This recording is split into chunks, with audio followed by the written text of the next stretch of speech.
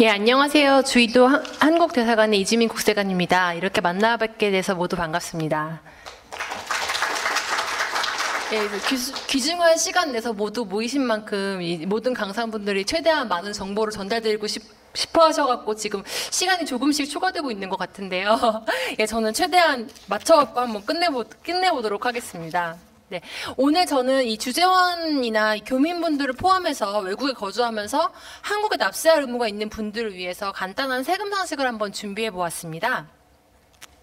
예, 우선 어느 국가에 세금을 낼 때 거주자인지 비거주자인지가 중요합니다. 이것이 중요한 이유는 어떤 소득에 대해서 세금을 내야 하는지, 그리고 세금을 어느 나라에 어떻게 내야 하는지가 달라지기 때문입니다. 한국 거주자라면 전 세계 모든 소득에 대해서 한국에 납부할 의무가 있지만, 한국 거주자가 아니시면 한국에서 발생한 소득에 대해서만 한국에 납부하시면 됩니다. 또한 이 거주자인지 비거주자인지에 따라서 과세 대상이나 과세 방법, 공제 항목 등이 달라지게 됩니다. 이 표는 거주자인지 비거주자인지에 따라서 각 세목별로 어떤 차이가 있는지 간단하게 정리해둔 표입니다. 이 거주자 기준에 대해서는 국가별로 마련한 세법의 그 기준을 자세하게 규정하고 있는데요. 우리나라 한국의 경우에는 소득세법에서 그 개념을 정리하고 있습니다. 한국의 소득세법에서는 거주자란 국내에 주소를 두거나 183일 이상의 거소를 둔 개인을 말합니다. 이 비거주자는 거주자가 아닌 개인을 말하고요. 여기서 주의하실 점은 거주자나 비거주자의 이 구분은 주민등록이나 국적, 시민권, 영주권 기준이 아니라는 것입니다. 거주자가 아까 제가 주소 또는 183일 이상의 거소를 둔 경우라고 말씀을 드렸는데요.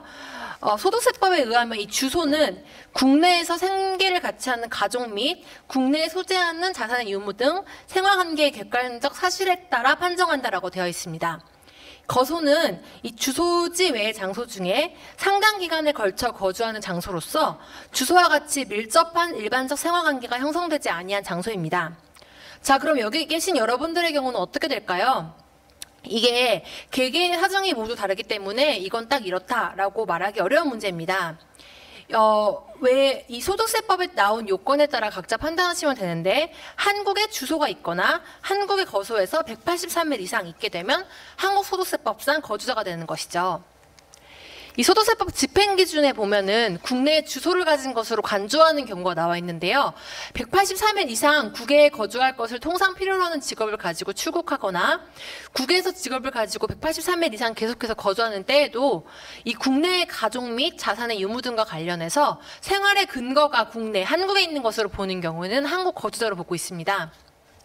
아까 이제 저희 거주자는 주소 또는 183일 이상 거소라고 했는데, 거소 기간의 계산은 한국에 입국하는 날의 다음 날부터 출국하는 날까지로 계산됩니다. 그래서 거소를 둔 기간이 1과세 기간에 걸쳐서 183일 이상 되는 경우에는 한국 거주자로 보는 것이죠. 그런데 이 거주자를 판정하는 기준이 국가마다 다르기 때문에 한 사람이 두 나라 세법에 의해서 모두 거주자가 될 수 있습니다. 인도법상 인도 거주자는 과세 연도 중에 182일 이상을 체류하거나 60일 이상 체류하고 그 직전 4개년 동안 365일 이상 체류한 경우입니다. 양국세법상 모두 거주자가 되는 이중 거주자의 경우 거주자 판정은 한 인도 조세조약상 거주자 판정 기준을 적용하시면 됩니다.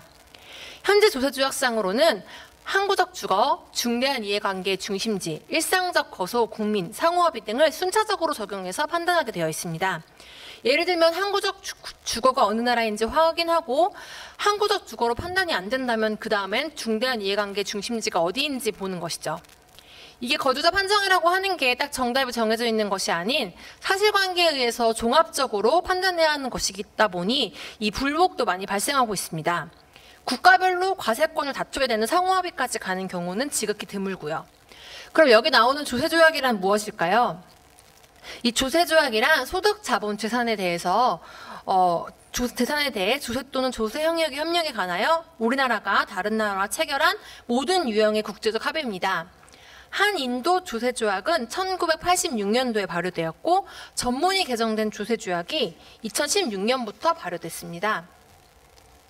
일반적으로 주세조약은 거주지국과 소득 원천지국 간의 과세권 배분, 그리고 외국납부 세액 공제 등을 통한 이중과세 방지, 주세회피 대처 및 정보교환 등의 내용을 담고 있습니다. 주세조약은 특별법의 지위에 있기 때문에 어떤 소득에 대해서 어느 나라에 과세할 건지에 대해서 각 국가의 세법에 우선해서 적용하고요. 다만 각 소득에 대해서 과세 방법 및 과세 절차 등은 이 국내 세법에 적용됩니다. 참고로 저희 부가가치세, 인도에서 GST, VAT에 해당하는 간접세는 주세조약 대상이 되지 않습니다. 이것은 각 국가의 고유한 과세 권한입니다. 그럼 이제 이론은 알겠으니 어떻게 하면 되느냐라는 의문이 생기실 것입니다. 예외는 분명히 있겠지만 여기 몇 년 파견으로 나오시고 한국으로 다시 돌아가실 주재원분들은 웬만하면 한국에서 거주자로 인정되고 있습니다. 앞서 말했듯이 한국의 거주자라면 전 세계 모든 소득에 대해서 한국에 신고 납부 의무가 있습니다.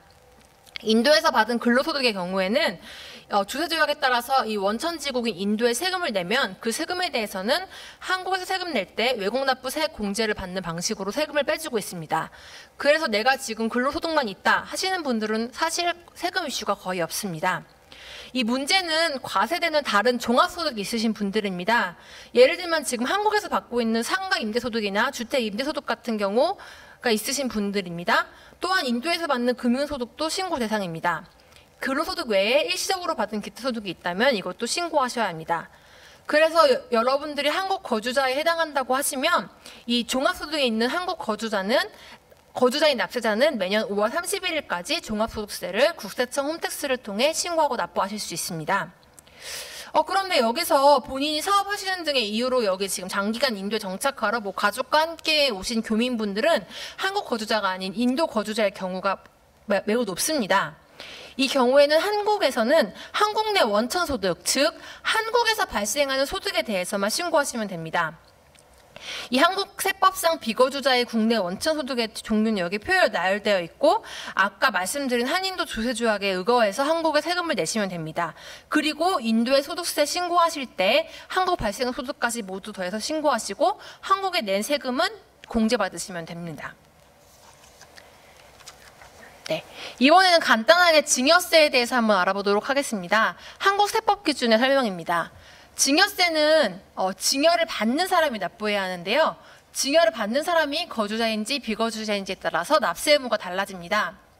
이 증여를 받는 사람이 거주자인 경우에는 전 세계에 있는 모든 증여 재산에 대해서 증여세 납세 의무를 부과하나 이 비거주자인 경우에는 원칙적으로 한국에 있는 증여받은 재산이 과세 대상이 됩니다. 비거주자에 대해서는 증여재산 공제가 적용되지 않는다는 점 유의하시기 바랍니다. 다음은 상속세입니다. 한국의 상속세는 재산을 상속받은 상속인이 납세 의무자에 해당하며 과세 대상이 되는 재산은 피상속인, 즉 돌아가신 분 고인이 남긴 재산입니다. 그래서 과세는 피상속인, 즉 고인이 거주자인지 비거주자인지 여부에 따라 달라집니다. 피상속인이 거주자인 경우에는 상속 개시일 현재 피상속인 소유의 모든 국내에 있는 재산이 상속세 과세 대상이 되고 피상속인이 비거주자인 경우에는 상속 개시일 현재 피상속인 소유의 국내에 있는 재산만 상속세 과세 대상 재산이 됩니다. 피상속인이 비거주자인 경우에는 장례비 공제가 안 되고요. 배우자 공제, 그 밖에 인적 공제, 금융재산 상속 공제, 주택 상속 공제 등 공제 역시 적용되지 않고 기초 공제 2억 원만 적용되니 상속세 신고 시 유의하셔야 합니다. 한국 정부에서는 돌아가신 분이 남긴 재산을 한 번에 확인할 수 있도록 안심상속 원스톱 서비스를 제공하고 있습니다. 이 안심상속 원스톱 서비스를 통해서 조회할 수 있는 정보는 은행, 예금, 대출, 보험 등의 금융거래 정보, 토지와 건축물, 자동차 정보, 국세와 지방세 정보, 연금 정보 등입니다. 이 서비스는 온라인에서 신청하시거나 시청, 구청 등에서 방문 신청하실 수 있습니다. 제가 한번 질문이 들어온 것 중에 한국에서 상속받은 자산을 처분해서 각 국가로 송금할 때 이게 한국에서 상속받은 재산이라는 사실을 과세당국에 입증하기 위한 증빙자료로 무엇이 있을까요? 라는 질문을 해주신 분이 있었는데요. 이 한국에서 상속받은 재산임을 다른 나라에 입증할 수 있는 통일된 서식은 없습니다. 그러나 이 관할 세무서에서 상속세 결정 이후에 상속인에게 상속세 결정 통지서를 교부하고 있으며 해당 문서를 아포스티유 제도를 따라서 확인받으시면 이 주한 인도 대사관의 확인 없이도 이 문서는 인도에서 공문서로의 효력을 인정받을 수 있게 됩니다. 저희는 우리나라와 인도 모두 이 아포스티유의 협약에 따라서 지금 가입되어 있기 때문에 저희 요것을 한국의 공문서를 이 아포스티유 제도를 통해서 확인을 받으시면 그것이 인도에서 똑같이 공문서의 효력으로서 인정받을 수 있습니다. 이것은 상속세 결정 통지서뿐만 아니라 모든 종류의 한국 공문서가 그렇습니다. 상속세 결정 통지서 외에도 추가적으로 상속세 신고서, 등기부 등본, 계좌 거래 내역, 협의 문화시설 등으로 상속받은 재산인지 여부 확인 가능할 것으로 판단됩니다.